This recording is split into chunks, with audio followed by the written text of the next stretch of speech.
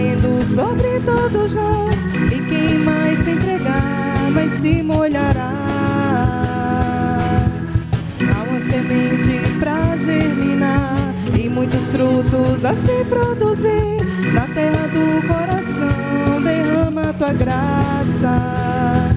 Chuva de graça pedimos a ti, chuva de graça derrama em nós, chuva de graça neste lugar, derrama. Chuva de graça pedimos a ti, chuva de graça derrama em nós, chuva de graça neste lugar, derrama.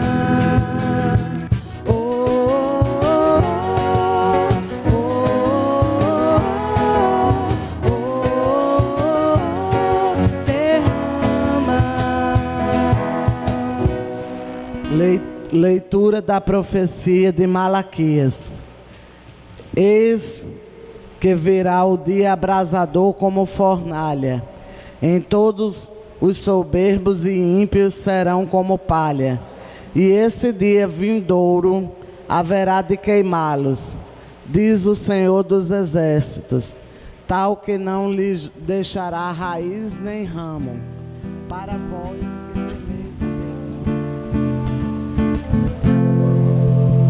o Senhor virá julgar a terra inteira, com justiça julgará. O Senhor virá julgar a terra inteira, com justiça julgará. Cantai salmos ao Senhor ao som da harpa e da cítara suave, aclamai com os clarins e as trombetas ao Senhor o nosso Rei. O Senhor virá julgar a terra inteira, com justiça julgará. O Senhor virá julgar a terra inteira, com justiça julgará. A pau do mar com todo ser que nele vive, o mundo inteiro e toda a gente. As montanhas e os rios batam palmas e exultem de alegria. O Senhor virá julgar a terra inteira, com justiça julgará. O Senhor virá julgar a terra inteira, com justiça julgará. Exultem na presença do Senhor, pois Ele vem julgar a terra inteira. Julgará o universo com justiça e as nações com equidade. O Senhor virá julgar a terra inteira, com justiça julgará. O Senhor virá julgar a terra inteira, com justiça julgará. Leitura da segunda carta de São Paulo aos Tessalonicenses. Irmãos, bem sabeis como deveis seguir o nosso exemplo, pois não temos vivido entre vós na ociosidade. De ninguém recebemos de graça o pão que comemos. Pelo contrário, trabalhamos com esforço e cansaço de dia e de noite para não sermos pesados a ninguém. Não que não tivéssemos o direito de fazê-lo, mas queríamos apresentar-nos como exemplo a ser imitado. O Senhor esteja convosco. Ele está no meio de nós. Proclamação do Evangelho de Jesus Cristo segundo Lucas. Glória a vós, Senhor. Naquele tempo, Algumas pessoas comentavam a respeito do templo, que era enfeitado com belas pedras e com ofertas votivas. Jesus disse: vós admirais estas coisas? Dias virão em que não ficará pedra sobre pedra, tudo será destruído. Mas eles perguntaram: Mestre, quando acontecerá isto? E qual vai ser o sinal de que estas coisas estão para acontecer? Jesus respondeu: cuidado para não ser desenganados, porque muitos virão em meu nome, dizendo: sou eu. E ainda: o tempo está próximo. Não sigais essa gente. Quando ouvirdes falar de guerras e revoluções, não fiqueis apavorados. É preciso que estas coisas aconteçam primeiro, mas não será logo o fim. E Jesus continuou: um povo se levantará contra outro povo, um país atacará outro país. Haverá grandes terremotos, fomes e pestes em muitos lugares. Acontecerão coisas pavorosas e grandes sinais serão vistos no céu.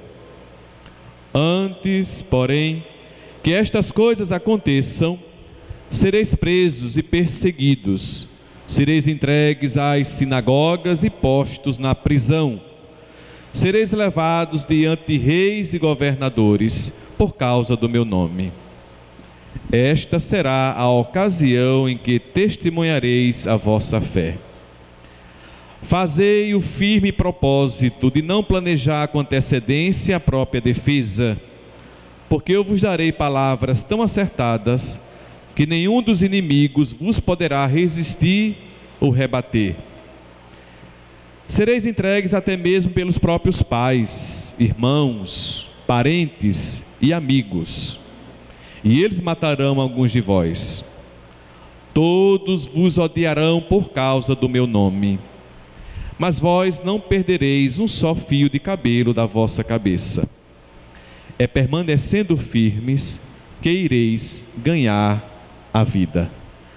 Palavra da salvação. Senhor. Que o santo evangelho anunciado perdoe os nossos pecados. Amém.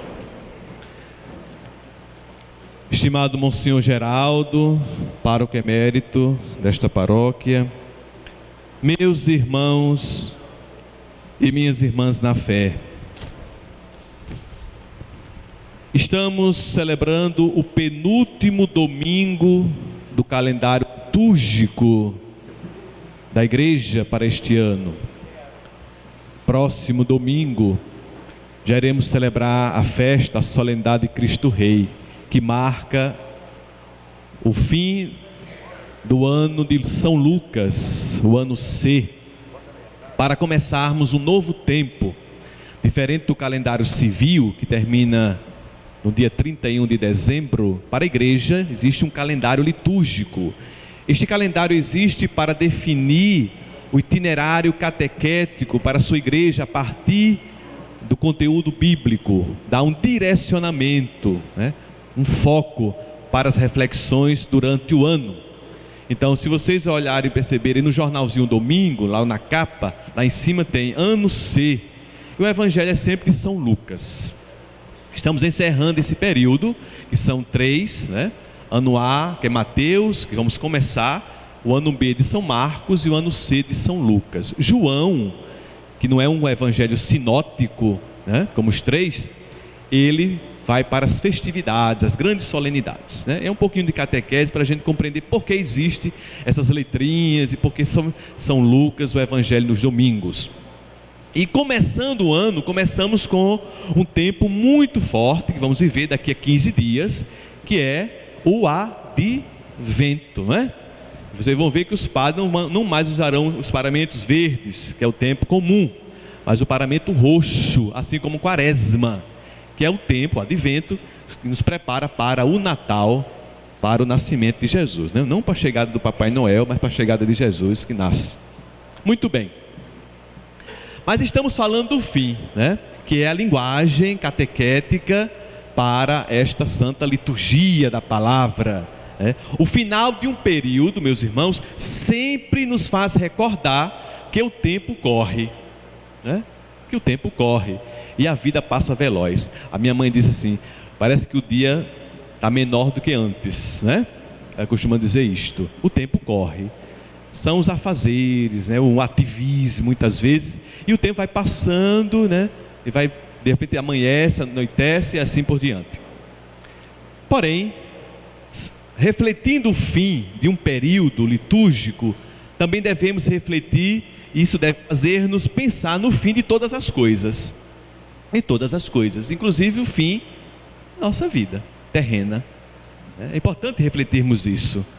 Agora, essa reflexão nos convoca para o entendimento não como um fim último, né? Não como um fim no sentido final, mas também como um fim que dá sentido à finalidade. Afinal de contas, por que passamos por este mundo? O que deixamos neste mundo? Que aprendizado devo receber para dar sentido à nossa existência terrena? Que é, como falávamos no domingo próximo passado, para entender o mistério da morte como passagem, como um novo começo, uma nova realidade. E a resposta de Jesus, ao ser indagado, né? Senhor, quando acontecerá isto, o fim? Né? Que momento, que sinais? Ora, Jesus, ele nunca prometeu dizer o dia nem a hora, não é? Ele não deixou isso para a gente.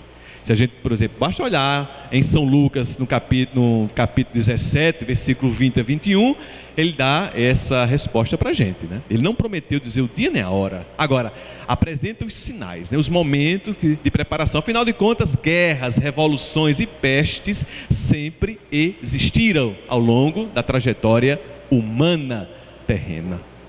Agora, o que Jesus coloca é: como depositamos nossas esperanças? Em que depositamos nossas esperanças, né? O templo de Jerusalém, uma construção muito bonita, né?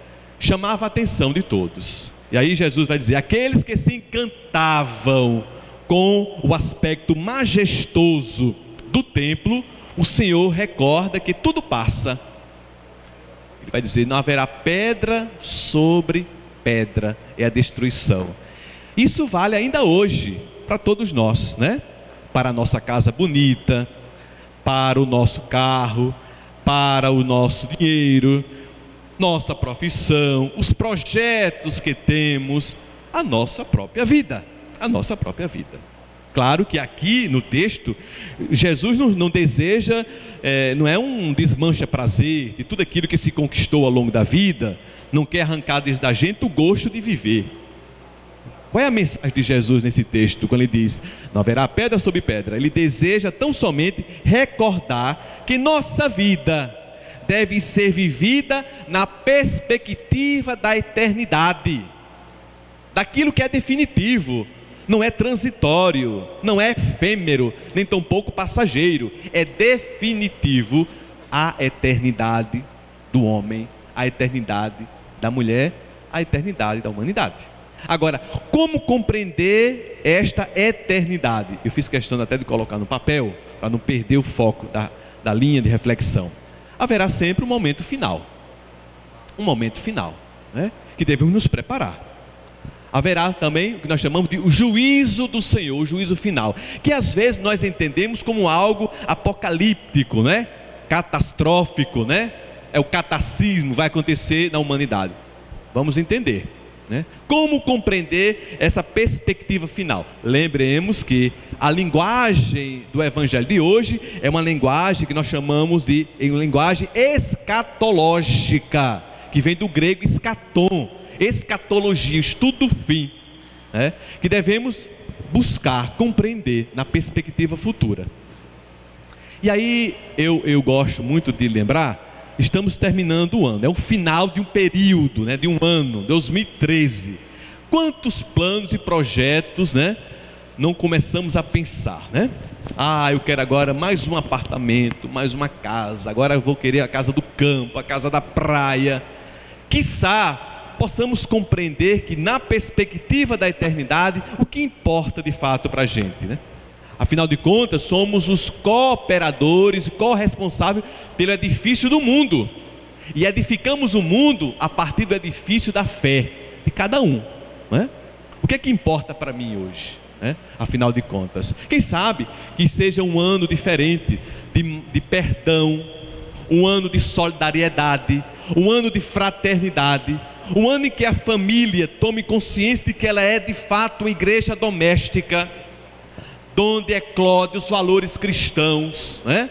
É célula máter, é célula mãe da sociedade, essa instituição mais antiga da sociedade, da humanidade, mas que vive os seus dissabores, tão ferida, né? Tão atacada por uma cultura hedonista. Que 2014 esteja um tempo não apenas da Copa do Mundo, mas da ressurreição da família, para que a igreja possa conduzir sua linguagem, não no medo, não no receio. Afinal de contas, Jesus vai falar, né? Muitos virão em meu nome, muitos virão em meu nome. Então sempre existiu aquela religião focada, né, na conquista material, o que nós chamamos de teologia da prosperidade. Não é diferente de hoje não, né? São os falsos profetas, né, que vão apresentando na sua linguagem uma imagem apocalíptica do tempo. E Jesus não falou nisso, né? Mesmo em Apocalipse de São João, que é revelação, esse conteúdo está na adesão. Nós somos chamados a viver a experiência do amor que está no coração de cada um. É essa transformação que Jesus fala. Antes de pensarmos na destruição do mundo, por que não pensemos então na reconstrução da sociedade? É a sociedade que faz o mundo, né? Que a partir da família, essa é a proposta de Jesus.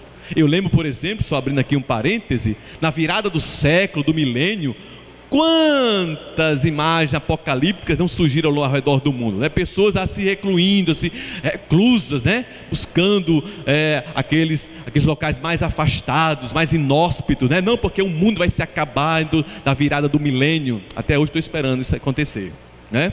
Por quê? Porque desde sempre, e na época de Jesus, acontecia também isso, religiões, né, apresentando a sua ideia, sempre na linguagem apocalíptica, é o fim. Não pensemos no fim, pensemos na finalidade.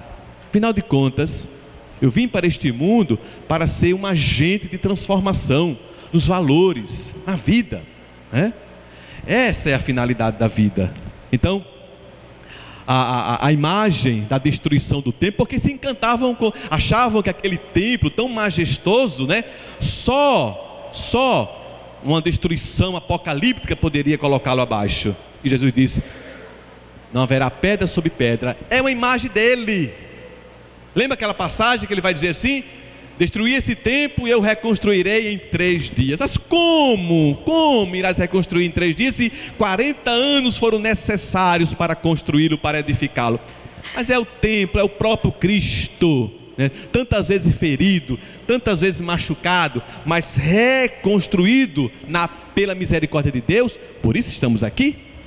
É a partir desta reconstrução de vidas que devemos entender a mensagem escatológica, a mensagem do Evangelho de hoje. Qual é a minha finalidade neste mundo, né? O que eu vim trazer para este mundo, para a minha família, né? No diálogo conjugal, na educação dos meus filhos. Que valores estou deixando plantados, enraizados, fundamentados, para que o mundo tenha a chance, a oportunidade de se reconstruir a partir dele mesmo. Essa é a mensagem. Então, que neste fim do calendário litúrgico, este fim de ano, possamos também refletir nossa existência, nossos valores e aquilo que de fato acreditamos. Louvado seja nosso Senhor Jesus Cristo.